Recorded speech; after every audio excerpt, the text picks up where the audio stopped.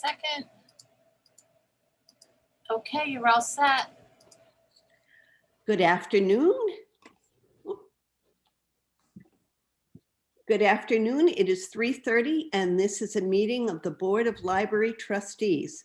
I am Joanne Geneva, the chair. Due to the current COVID-19 crisis, pursuant to Governor Baker's March 12, 2020 order suspending certain provisions of the open meeting law, this meeting of the Board of Library Trustees is being held remotely via Zoom.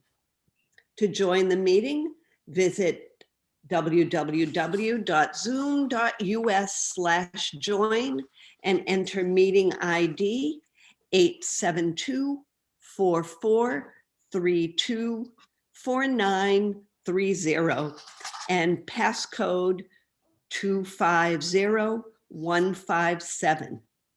The meeting will be broadcast and recorded on local public access station Verizon 31 and Charter Spectrum 191 and live streamed on the town's YouTube channel when available.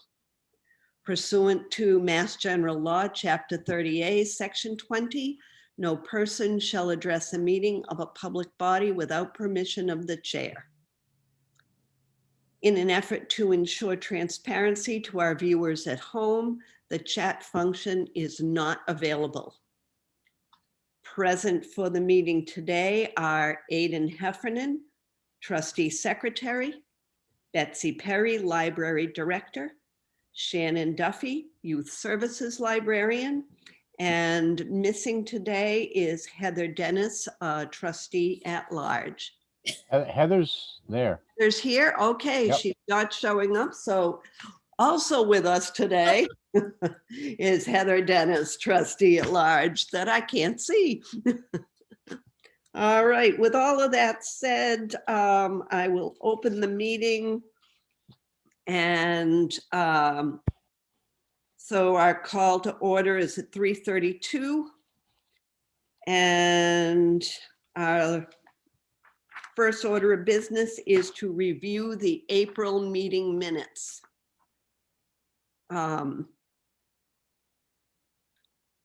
Aidan, have you got any questions or concerns about the April minutes? I'm good. And Heather, do you have any questions or concerns about the meeting minutes from April? No, no questions or concerns. Okay. At this point, I will make a motion to accept the minutes as written. I'll second. And Aidan, you and I are the only two that can vote because Heather was absent at that meeting. So I will vote to accept. Aidan? I'll second, or I'll vote to accept as well. All right, so we can put on the record that it was accepted by all the members who were eligible to vote. And we can then move on to our youth services report starring Shannon. All right, good morning, good afternoon, whatever it is. So as far as professional development, I have continued the Blackstone Valley Youth Services meetings monthly, and we're just, constantly checking with each other. Lots of, are you open yet? Are you not open yet? What are you doing? Are you doing summer reading? How are you doing it? It's just nice to keep in touch. And then I also participated in a youth mental health first aid training, and I actually did there was a test and everything, so I did get a certification of that when I was done.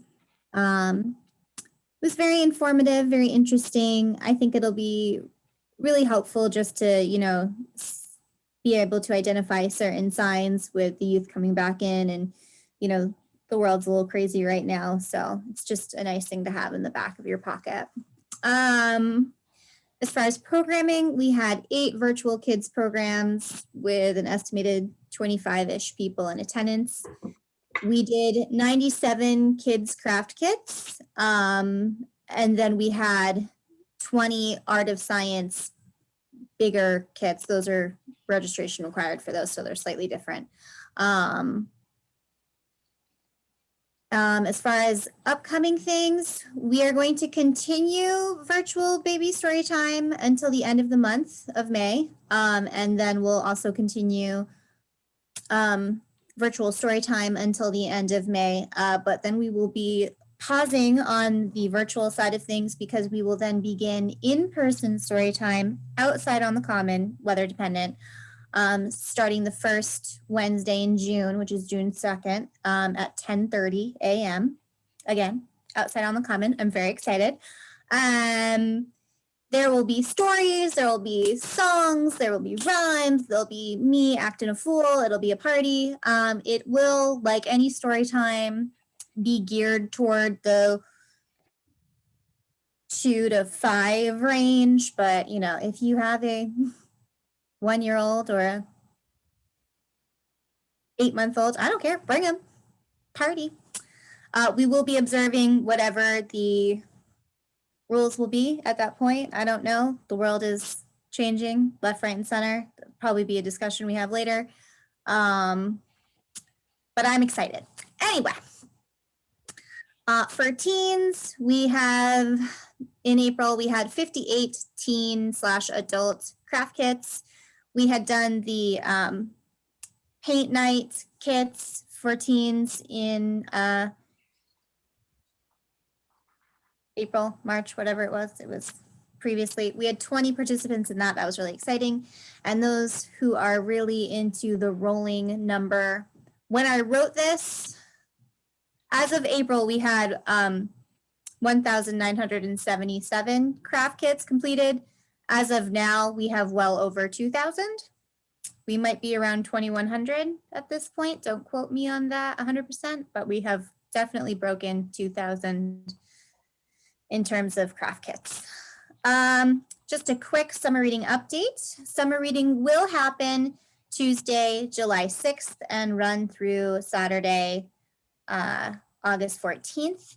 We will be using Beanstack software, which is what we did last year and the year before. Everything will be completely online. However, we do have one open computer in the library currently. So if someone isn't comfortable doing it themselves or they just need help, they can do it there, or you can come in or call us and we can set it up for you. I did figure out that we can as staff determine where tickets go. So the raffle boxes are also virtual. So you get virtual tickets and then you can decide what virtual raffle boxes they go into that have actual prizes and descriptions and pictures of what you're getting in there. But I did product test. So if you are not tech savvy, but you still want to participate, we can support you in that. We are kind of looking for some adult prizes. If there's any local businesses out there who are like, ooh, we'd like to donate, I'm down for that. Garden Club? What's Garden Club got? Got some leftover plants? Garden Club for you. See what we can do. I mean, it's not a have to, but I'm open to it. I think that I do have something in mind. I don't want to mention it right now. I want to wait and talk to my officers. It'll be a surprise, but I'll get back to you, Shannon. Okay, cool. If I don't, you have my permission to haunt me. Okay, is that it? That's all I can think of right now. Okay, I have a couple questions. As far as in-person story time, which is outside on the common, what happens if weather is not permitting? It is canceled. Okay, good to know. And then will craft kits continue throughout the summer, or does that end? They will continue. We will continue, yes. I'm impressed. We're going to get that number up really high. It's going to be a fun rolling number. Yeah, they are moving quicker now that we've got foot traffic, so but that's good. But we've got a bit of a stockpile, so that we're prepared. Good. Aiden, do you have any questions or comments for? No, I'm good. Thank you. No? I'm good. Okay. Heather, questions or comments for Shannon? No, no questions. Thanks, Shannon. Shannon, you can relax. Sit back in that beautiful comfy chair you've got. And Time chair. It's very comfortable. yeah. Okay, Betsy, we're ready for your report. All right, and we did, we bought her a voice amplifier. We were trying to think of the best way, that's why I was going like that. The best way to be able to make her louder that was easily technology savvy. So it's got a headset and a tiny little speaker, and it works good in here. So I think it will work out fine and make her just loud enough to reach further, but super easy to set up, and we don't have to worry about turning on the power or turning off the power or any of that. It just charges up on its own. All right, so on to my report. Let me find the thing again. All right, so I did a couple meetings this month. We had a Central Mass Library Advocates tail end of April.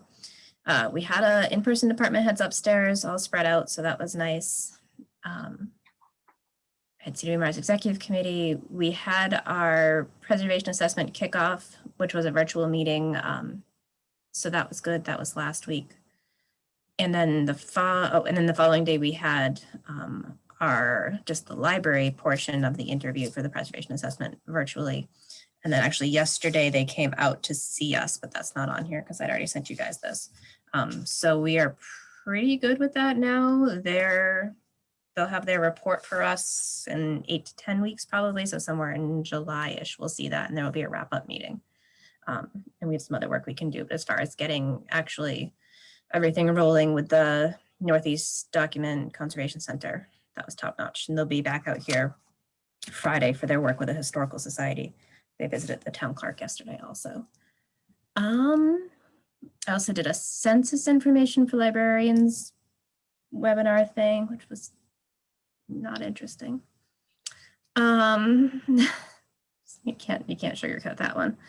And then on Friday, I attended the CVMR's, the Social Justice Subcommittee.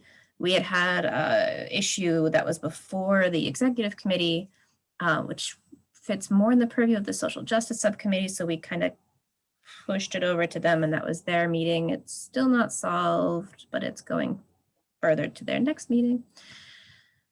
But it's okay. It's progress. It's going to be an ongoing conversation. So that's that. Let's see. Not so much scheduled for summer. We and all our colleagues at other libraries are kind of taken aback by how quickly things have changed. So everything that we had scheduled so far for summer was either outdoors or virtual. So I definitely have this virtual overdrive / Libby training for patrons at the end of July. And they've been doing a bunch of those. So they've got a kind of a PAT format where patrons can go to, it's like 3 half-hour segments in a row, and then go to all of them or whichever segment interests them. So we'll be cross-promoting that with a bunch of our neighboring libraries and hopefully get a good attendance for that. We have 3 outdoor concerts booked on the Common, all, again, performers from town, so nobody's going far, but also keep it local, and we'll be paying for those with our Cultural Council grant and probably a little bit money from state aid, but not too much. The Friends met the other day, Monday. I'm not sure what they're planning. They are giving us some money towards our Furniture for Eunice, so that's nice and helpful. I just got that bill, but I don't know what their long-range plan is. Our long-range plan still in process. I did actually get things out on social media today asking for committee members, so that's a step forward. As far as statistics go, 5 adult programs in April, 162 people, so that was good. 377 lobby pickups and 19 home deliveries. I can take a break there if you guys have any questions on that before we go into talking about fine-free information that I've shared with you. Okay. Heather, do you have any questions for Betsy so far? No, I guess I have a similar question that you had, Joanne. Just wondering, is there any kind of date for the lobby pickups to stop, or do we know how long those are going to continue at this point? Not yet. Okay. Oh, I'm not muted. No, we're still getting people who are using that. And I think we will continue as long as we need to. I'm thinking at least probably through the end of the year, for people who just aren't comfortable coming in, which is fine. And people also really appreciate the convenience of just ducking in the door, grabbing their thing and going. So, and we still have like 2,000 paper bags. So. Well, hopefully you won't have to save them for future use, that this will calm down and go away. I mean, at least they're practical. So it's not like we're settled with something that we're never going to be able to use. Aidan, do you have any questions for Betsy? No, I'm good. I appreciate the update though on in library pickups. Okay. In that case, Betsy, do you want to just go over? I think you've gone over everything you need to go over, and we can go right on to fine free. Okay. Yep. Yeah. And if you haven't been in, so we had, we previously had 2 tables in the lobby. We've got it down to 1 table now. And usually, I mean, we're having a handful of pickups a day. And then we've got the crafts neatly organized in some bins so people can take them, but they're not just sprawling everywhere, making a mess. And it looks good out there. It's not junky, which was key. Because when we had the 2 tables, it took up a lot of space, but. Okay, share my screen again. Okay, so I gave you the revenues that we've gotten for the past 5 years. Obviously, last year was considerably lower than any previous year because we were closed for a quarter of the fiscal year. But fine revenue in our library, and certainly in all libraries, seems to be declining as circulation of physical materials seems to be declining also. And that was in, I'll go through the ones from CWMRs too. So I gave you a couple articles for your reading pleasure also. Before you go any further, one question as far as fines collected, what happens to that money? This is money that goes to the town, to the general fund. So the library doesn't actually take advantage of that, the town in general does. Yes. I think that's an important point to start with. All right, Yeah. thank you. So these are cash fines that we get. Any checks or money orders that people give us, we do get to keep, but those go into the gift account. And so it's almost impossible for me to sort that out from other payments we get, like things that we've gotten for summer reading. Sometimes corporations will send us $250 for summer reading, and we put those in the gift account. And I was not willing to go through and tease out exactly how much of that over the past 5 years was fine payments. So there's that, but it's probably comparable or less is what we get in checks because most people tend to give us cash here. So yeah, the gift account is separate. Okay, so this is our fine policy with fines for items per day, and then goes on to, it's boring. Anyway, so what would happen, or my proposed changes, and this is obviously going to be a multi-meeting discussion for us. We would obviously still need money for damaged or replaced items, anything that's lost. We can't write those off because then we'd just be giving away stuff left and right. So we'd have to amend this to do that. And most libraries also continue to charge fines for museum passes, which in fairness, we don't always have the best luck collecting. So that might not be worth it for us. So we'll see. And I will say, so we've been doing amnesty on all our items for the past year now, since we reopened after the initial closure. And we're not seeing a ton of items that actually get to the billing stage. And even now I'm getting maybe one every 2 or 3 days. And 95% of the time they're from out of town borrowers. So they're items that we've sent to other libraries. have been checked out there. So somehow we fall off that person's radar or something. But so people do get an email. If they have an email in their record, they get an email when an item is billed. And then I wait like 2 weeks before sending them a paper bill to give them an adequate amount of time. Then we check them again and we send a paper bill we have a special COVID letter we've written on the other side that says, we understand and just, it's absolutely gone forever. Just give us a call. Anyway, so that was our fine policy. So I don't know if you had a chance to look through these wonderful reports. Jeanette, who's the executive director of CUMARS, makes the most wonderful readable reports that I've ever seen. So she talked about standard fine guidelines, and she gave you guys all this. Can you see my mouse when I do this? Yes. Yeah. Okay. This chart that talks about what percentage of patrons are blocked, and if their current patrons are expired records. For us up here, it mostly is blocking them from taking things out, putting holds on or renewing things. We don't use cards for computer access, room reservation, program registration here. It does block them from, actually we have none of those services either. It would block them probably from Mango. I think we have all blocks off for Overdrive now because that was a pandemic restriction that was lifted. Okay. And then here you can see, this is print items across the entire consortium and how much they're declining. Just surely because people are using more digital items. So that's fine. And also 2 years ago when we turned on auto renew, I mean, fines just plummeted. We can go back and look at ours, but that's when we took a big deep dive down, but it's made things so much better because we're not constantly renewing things for people. They understand that they've got it pretty much for 6 weeks if it's a book. And I think our patron interactions have become much more positive. Would you agree, Shannon, that you feel like we've had less discussions about renewing things and overdue things in the past couple of years? And I feel like it also helps with the hesitancy, especially with like children's things.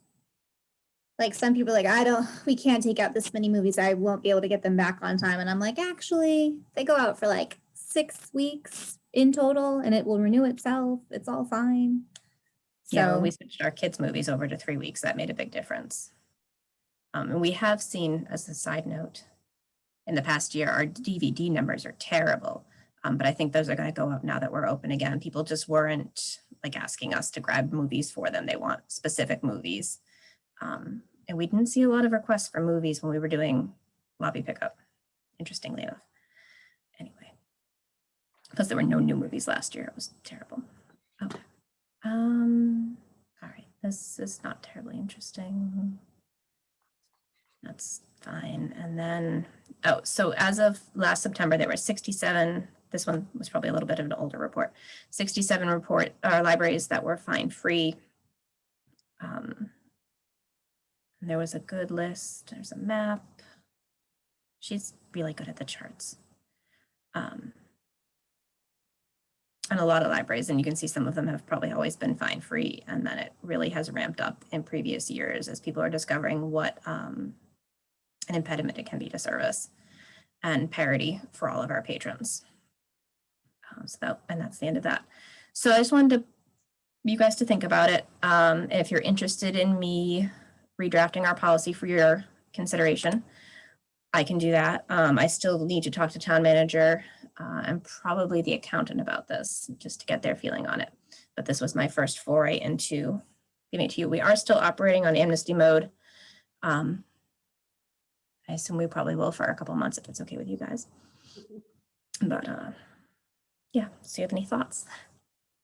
My thought or question would be, if we do go fine free, and I do think it's probably a good idea, if you have lost or damaged materials out, let's say,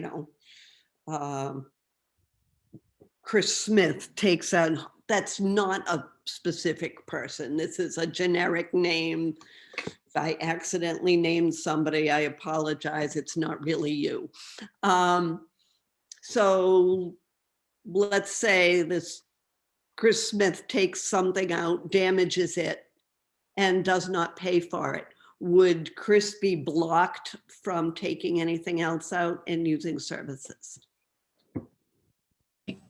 It's supposed to block that. Sometimes it practically doesn't work if it's like a super cheap item, Okay, but it's supposed to. If you have a billed item there, it's supposed to block you.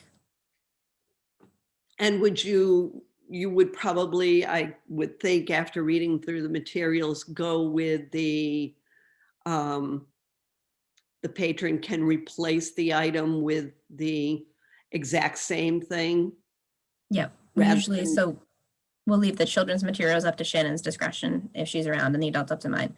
It really depends on the item. I mean, if it's something old, we really don't want a replacement, which is usually what we tell them. We're like, you know, if we have 4 copies of it, we don't need that anymore. We'll tell them we'd rather have the money. So Okay. Heather, any comments or questions? No, thank you, Betsy. How about you, Aiden? No, I'm good. I appreciate it. Thank you. Pretty simple and clear explanation. Hey, Betsy, when would you consider implementing something like this and going fine-free if that's the direction we go in? we could be ready for July 1. I mean, it's always, I love to start things neatly at the beginning of the fiscal year. So,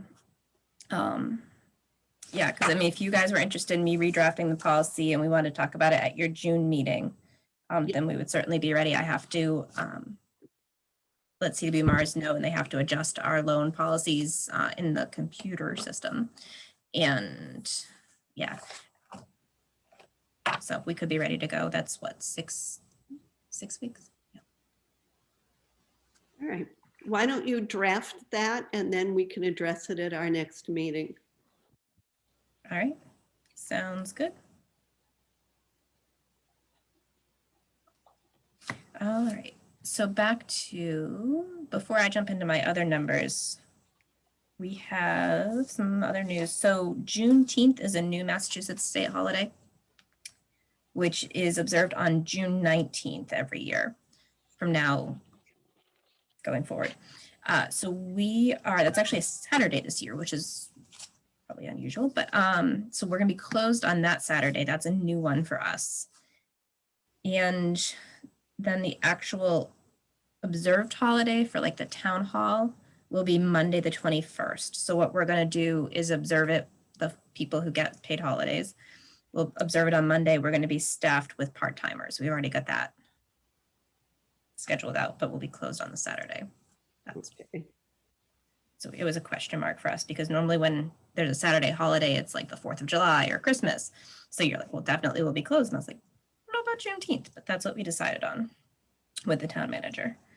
And then going into July, so the budget got approved at town meeting. So we are prepared now to go back to 8 o'clock on Tuesday and Thursday, which is what we were always open, but add Wednesday till 8, which is what we were supposed to do last July 1 and just never did. So we are in the process of rejiggering, or the first steps of rejiggering our schedule to stretch us out back to those evenings and then add that additional evening. We won't start though, because the fiscal year starts on a Thursday. I don't want to do just the one night that week. So we'll start it on the 6th of July, which is the day that summer reading starts. So it'll be a great day to start opening later. And actually, because the 4th of July is a Sunday, we're doing the same thing we're doing for Juneteenth. And the full timers will have Monday the 5th off, and we'll staff it with part timers. Okay. Which is the entire reason summer reading starts on Tuesday. So there.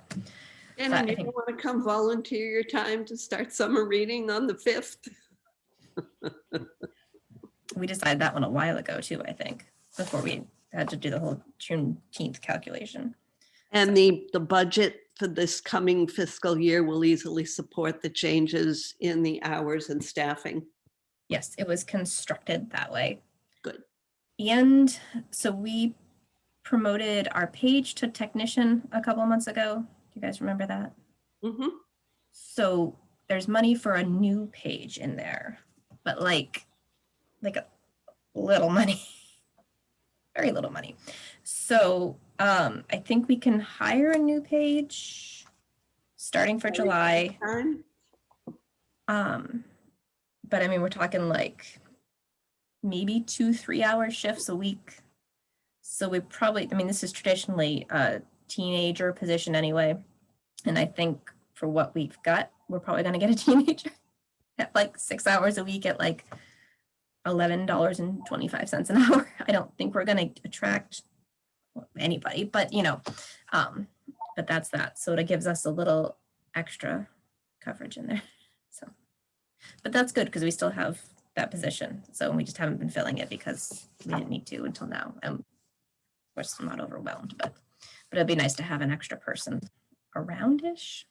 So, and then we can always hopefully increase the hours a little bit here and there. And there's always shifts to pick up and things like that too. So we'll see what we get. Okay. But I figure if I start now-ish, we'll be able to have somebody in place at the start. Will you advertise at the high school? Yeah. Yeah, I'll just probably put it on our website and we have to post it upstairs and send it to the school. Because I don't think we're gonna be pulling in tons of people for that kind of money. If other places, you know, you keep hearing about how other places are having trouble finding employees for more money per hour than that. And I mean, you might also consider someone who would need volunteer hours like NHS or something, who would volunteer in addition to doing the work as a page. That's interesting. I hadn't thought about that. I think Shannon's got a secret volunteer project coming up her sleeve somewhere for high school students there. Maybe one of your sleeves. I have a secret volunteer right now. I've never seen them, but I give the project to their mom and they go and they do. That's true. Yeah. All right. And then there's Laura, my wonderful high school intern, who it's her last week. I'm going to be very sad when she's gone. Productivity might go down a smidge.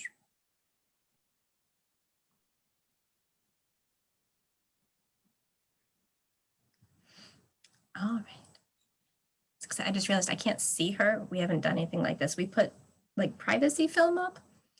And so I can't actually see Shannon. It's weird. You guys have to come in and see. And you have to come look at the baby gate and the housing that Laura decorated because it looks really nice. So, awesome. Okay. All right, so back on to numbers if we're Before you good. go to numbers, can we talk about COVID changes or do you want to? Yeah, we should talk about that. Hang on, I don't know what I just did to my screen. Okay, there we go.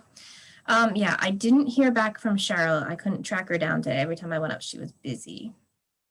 I have meetings scheduled Friday with one with the Blackstone Valley Librarians and then another with a group of directors to the west of us, who I do a lot of stuff with, to figure out kind of what everybody's doing and see what page everybody's on. I mean, a lot of them still aren't open. More of them are open now. Some of them are just opening by appointment. Some of them are doing away with their appointments. I'm glad we never did appointments.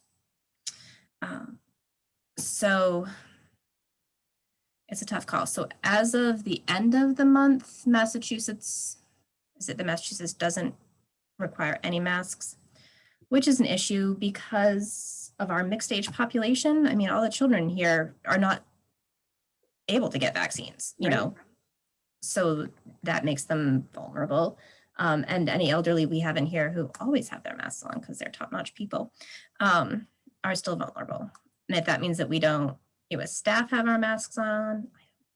So I just need your thoughts on that. I don't feel like we can make a decision today without having any input from the Board of Health, but that we do need to talk about it because it just came so much so fast, which seems to be all the librarians.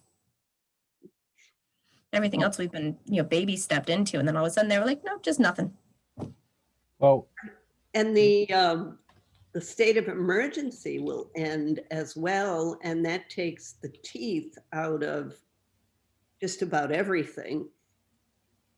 So I think the most you can do, and I hope Cheryl has some input on this, would be to request that if people aren't vaccinated or if people are vulnerable, that they keep their masks on for the time being. And I think for a while we will see people wearing them, whether it be flu season or colds or allergies or COVID or whatever, just personal choice to wear them. How does the staff feel about the sudden change and what would they like to do? I've not had a chance to ask them yet. It has been a week. So I'll put it down in an email so that they can reply privately and see what they want to do. Because we've got till the end of next week to figure it out. Yeah, and we will support your staff's decision, and hopefully with Cheryl's input, however you decide that is safest and best for all of you who work there and for our patrons as well. Since, the library is tiny, as we all well know. So social distancing under the best conditions is not easy. And I think that plays a big part in it.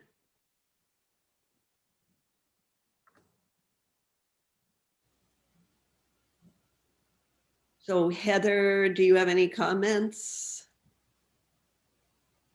I'm just wondering, I know one of the additional things that you have are the plexiglass barriers and stuff.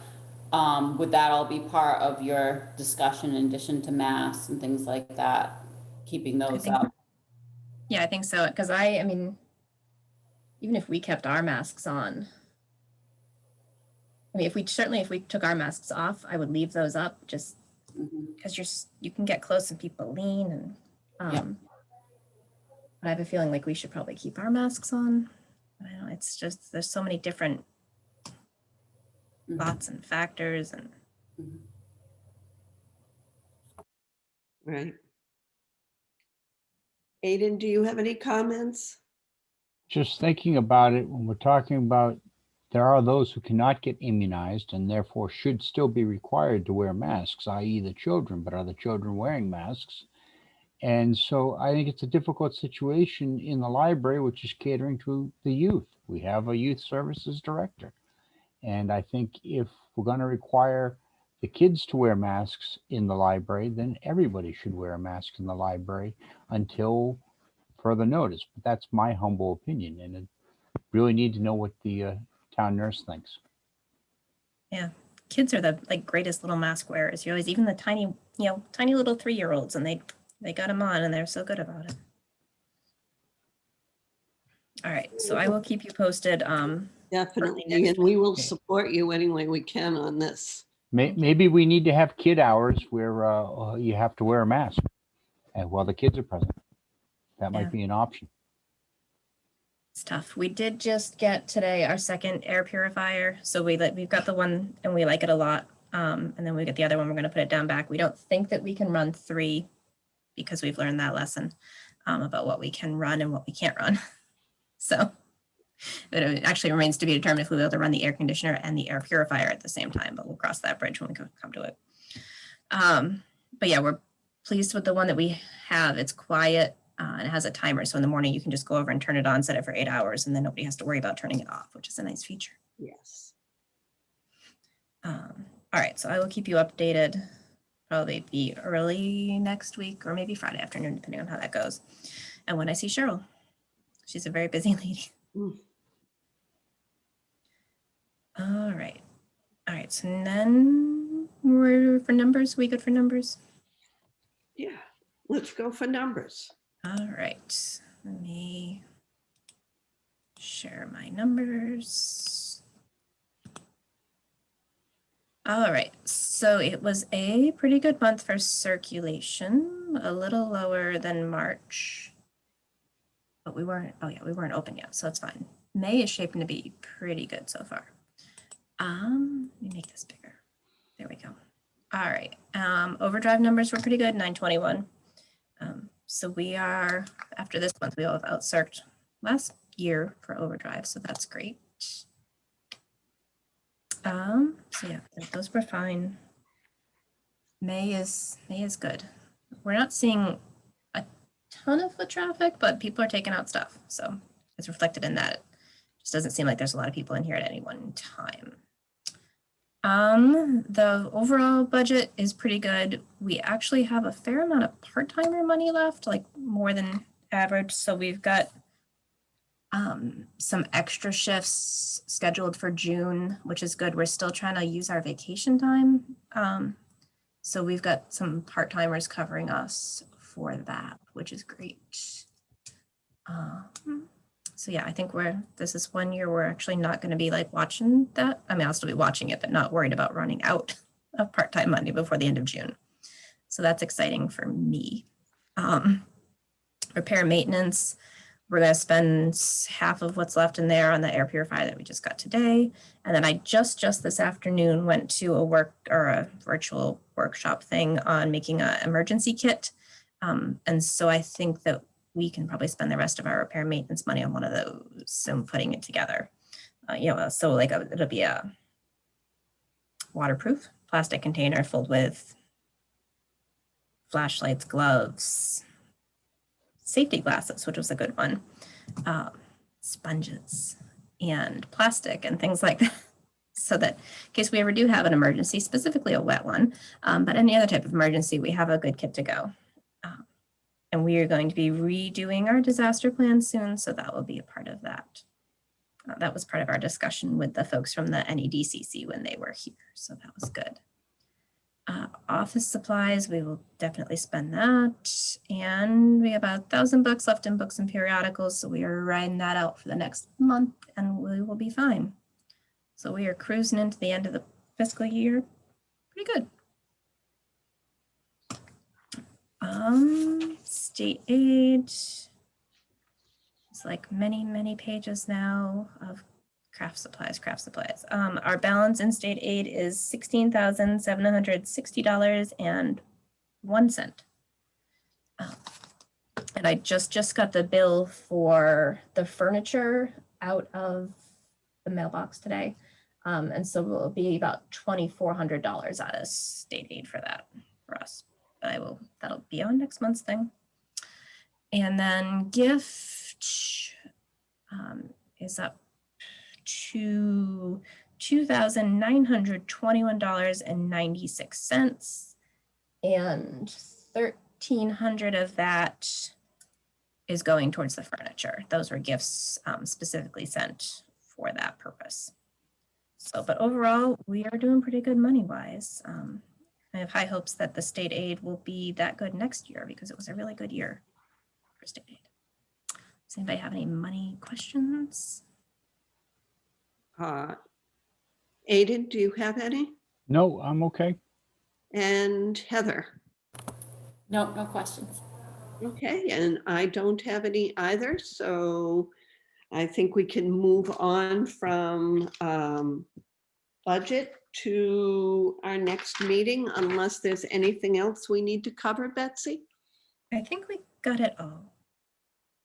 It was more than the average.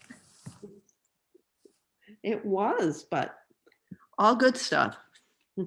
Lots of good news coming out. Our next meeting, if we go on our regular schedule, would be June 16th. Does that work for everything you need to report back to us on, Betsy? I think so. Okay. Aiden, does that work for you? At the moment, Heather? Yes, June 16th is good. How about you, Shannon? Okay, so 3:30, June 16th will be our next scheduled meeting. And with that, I will make a motion to adjourn at 4:15. I'll second it. All in favor? Heather, I'm in favor. Aiden, In favor. and I am as well. So we are adjourned